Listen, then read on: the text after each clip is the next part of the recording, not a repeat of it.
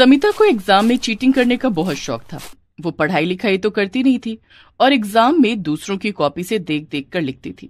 एक दिन उसके क्लास के एक स्टूडेंट ने कहा, समिता, तू घर से कुछ पढ़कर नहीं आती है और यहाँ आकर तू गर्दन बढ़ा बढ़ा कर मुझसे कॉपी करती है। ये सब मत किया कर, मैं आगे से तुझे और नहीं दिखाऊंगा।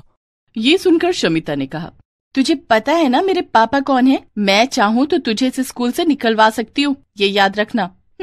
ये सुनकर वो लड़का चुप हो गया। उस लड़के का नाम गुड्डू था। गुड्डू पढ़ाई लिखाई में बहुत अच्छा था और वो क्लास में फर्स्ट आता था, लेकिन वो बहुत गरीब घर से था। लेकिन शमिता बहुत अमीर थी। ये स्कूल उसी के पिता का था। एक दिन गुड्डू के पिता अपने बेटे को लेकर शमिता के पिता मनोहर के पास आए थे। मनोहर साहब, मेरे बेटे को अपने स्कूल में एडमिशन दिला दीजिए ना। मैं गरीब हूँ, स्कूल की फीस नहीं दे पाऊंगा। अगर आप दया करेंगे तो मेरा बेटा पढ़ लिख कर कुछ बनेगा। ये सुनकर मनोहर ने हंसते हुए कहा था, मैं क्या यहाँ कोई लंगर खोल कर बैठा हूँ? गरीबों का सेवा करना नहीं चाहता मैं तो बस पैसे कमाना चाहता हूँ। दया कीजिए मनोहर साहब, नहीं तो मेरा बेटा अनपढ़ रह जाएगा। लेकिन मनोहर ने उसे भगा दिया। शमिता ने ये देख लिया था। उसने मन ही मन सोचा, गुड्डू को अगर मेरी क्लास में एडमिशन मिल जाए तो फायदा मेरा ही होगा। मैं उससे कॉपी कर सकूंगी और होमवर्क भी उसी से कराऊंगी। ये सोचकर अगले दिन शमिता गुड्डू के पास गई और बोली, गुड्डू, मैं तेरा काम करवा सकती हूँ। मैं अगर पिताजी से कहूंगी तो वो तुझे एडमिशन दे देंगे।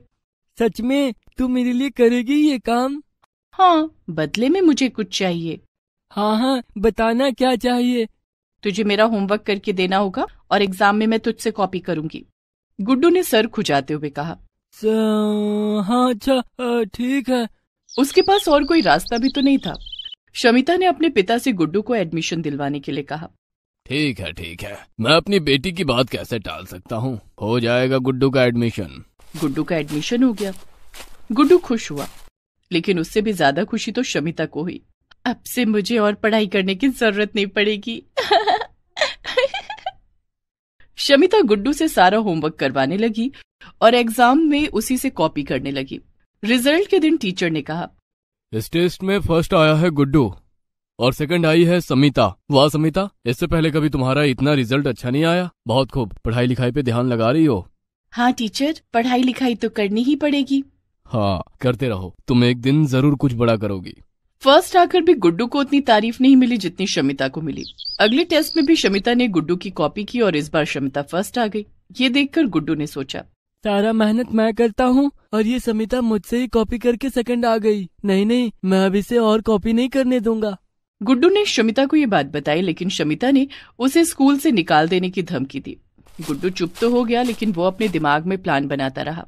अगले एग्जाम में गुड्डू शमिता के पास ना बैठकर क्लास में एकदम पीछे बैठ गया। अरे ये क्या, अब मैं कॉपी कैसे करूंगी? ये गुड्डू भी ना। शमिता कॉपी नहीं कर पाई। एग्जाम में वो फेल हो गई।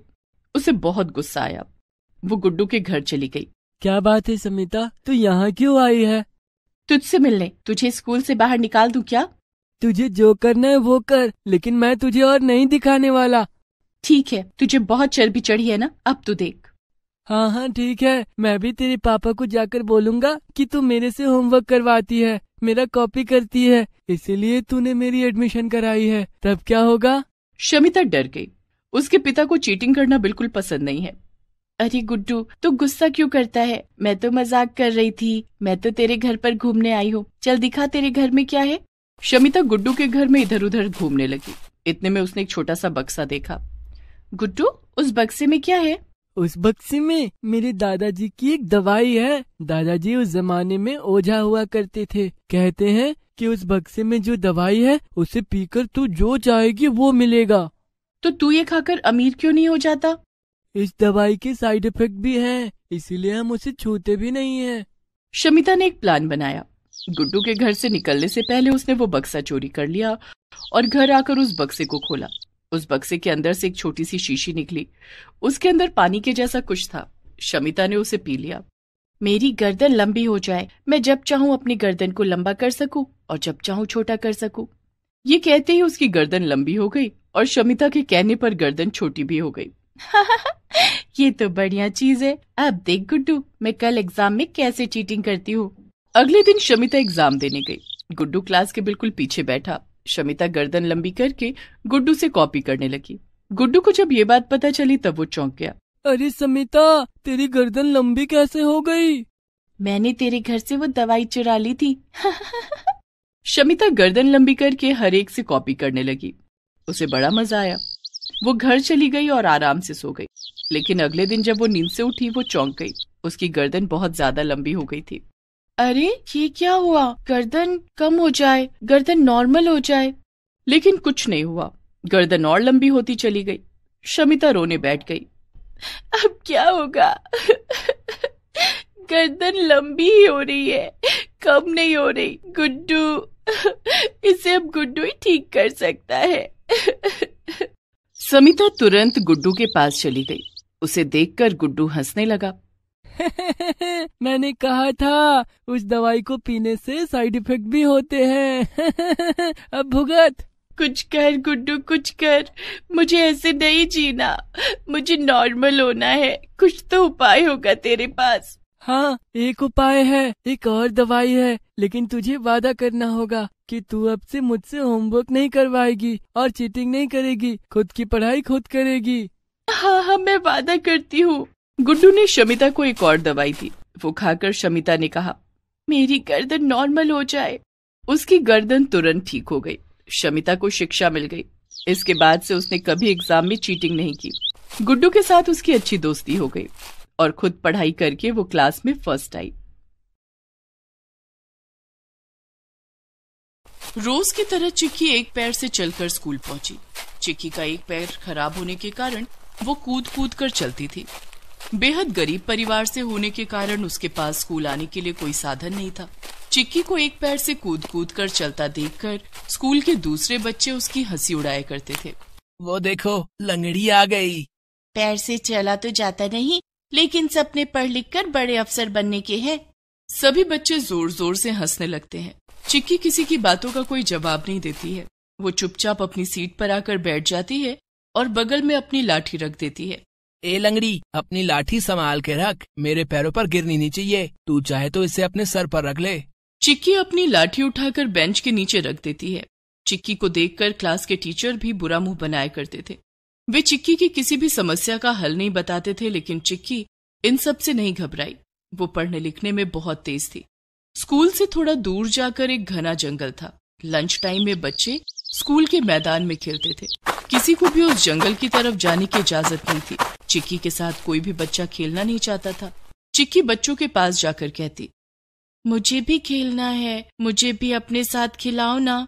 तू क्या खेलेगी, फुटबॉल या कबड्डी? तू एक पैर से दौड़ नहीं पाएगी। तेरे साथ खेलने में हमें बिल्कुल भी मजा नहीं आएगा। तू एक काम कर, लूडो खेल ले, तेरे बस का वही है। हम तेरे साथ नहीं खेलना चाहते हैं। अपने मम्मी पापा से बोलो कि तुम्हारा एडमिशन अपाहिजों के स्कूल में करवा दें। चिक्की उदास हो जाती और खेल के मैदान में बैठकर दूसरे बच्चों को खेलता हुआ देखती। काश मेरे दोनों पैर ठीक होते तो मैं भी खेल पाती। तभी चिक्की के कान के पास एक बड़ी सी मक्खी आकर मंडराने लगी। चिक्की उस मक्खी को भगाने की बहुत कोशिश करने लगी, लेकिन मक्खी वहाँ से नहीं भाग रही थी। भाग जा, भाग, मैं तुझे यहाँ से दूर भगा दूंगी। बहुत कोशिशों के बाद भी जब मक्खी नहीं भागी, तब चिक्की क्लासरूम के अंदर आकर बैठ गई। ये मक्खी भी नहीं चाहती है कि मैं दूसरे बच्चों को खेलता हुआ देखूं। चिक्की उदास हो जाती है। थोड़ी देर के बाद लंच ब्रेक खत्म हो जाता है और सभी बच्चे अपनी अपनी सीट पर आकर बैठ जाते हैं। आज तो कबड्डी खेलने में बड़ा मजा आया। हाँ, हम कल फिर खेलेंगे। चिक्की दूसरे बच्चों को आपस में बातें करते देखती तो उसे भी लगता कि उससे भी कोई बात करता, क्योंकि स्कूल का कोई भी बच्चा चिक्की से बात नहीं करता था। चिक्की रोज इसी तरह मुश्किलों से गुजरकर स्कूल आती और लंच ब्रेक में बच्चों को खेलते हुए देखती। लगता है मुझे दूसरे बच्चों को खेलता हुआ देखकर ही संतोष करना पड़ेगा। तभी किसी ने चिक्की के कान में कहा, नहीं चिक्की, तुम भी खेल सकती हो। अरे ये कौन बोला? चिक्की ने देखा कि वही मक्खी उसके कान के पास मंडरा रही थी। तुम फिर आ गई मुझे परेशान करने। मुझे क्यों परेशान कर रही हो? और तुम बोल कैसे सकती हो? चिक्की, मैं एक जादुई मक्खी हूँ। मैं तुम्हें परेशान करने नहीं आई हूँ, बल्कि तुमसे दोस्ती करने आई हूँ। जादुई मक्खी? अगर तुम जादुई मक्खी हो तो अपना जादू दिखाओ। यहाँ नहीं, तुम्हें मेरे साथ कहीं चलना होगा। मुझे कहाँ जाना होगा? मेरे पीछे पीछे आओ। जादुई मक्खी उड़कर जंगल की तरफ जाने लगी। चिक्की भी उसके पीछे पीछे जाने लगी। तुम तो जंगल की तरफ जा रही हो। डरो मत चिक्की, मेरे साथ आओ। जादुई मक्खी जंगल में जाकर रुक गई। उसके पीछे पीछे चिक्की भी वहां पहुंच गई। जादुई मक्खी एक विशाल मक्खी में बदल गई। उसके पंख बहुत बड़े बड़े और चमकदार थे। अरे इतनी बड़ी मक्खी, तुम इतनी बड़ी कैसे हो सकती हो? मैं अपने जादू से अपना आकार बड़ा और छोटा भी कर सकती हूँ। तुम मेरी पीठ पर बैठ जाओ। चिक्की जादुई मक्खी की पीठ पर बैठ गई। जादुई मक्खी चिक्की को लेकर उड़ने लगी और पूरे गांव की सैर कराने लगी। अरे वाह, बड़ा मजा आ रहा है।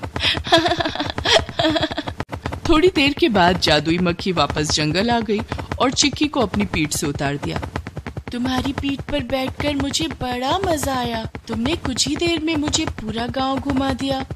चिक्की, तुम एक बहुत नेक दिल लड़की हो। मैं कई दिनों से देख रही हूँ। तुम एक पैर से चलकर स्कूल आती हो। स्कूल में कोई बच्चा तुमसे बात नहीं करता है और ना ही कोई तुम्हारे साथ खेलता है। मैं तुमसे दोस्ती करना चाहती हूँ। अब तुम्हें इतने कष्ट उठाकर स्कूल आने की जरूरत नहीं है। मैं तुम्हें रोज अपनी पीठ पर बिठाकर स्कूल ले आऊंगी और तुम्हारे साथ खेलूंगी। स्कूल की छुट्टी होने के बाद मैं तुम्हें वापस तुम्हारे घर छोड़ दूंगी।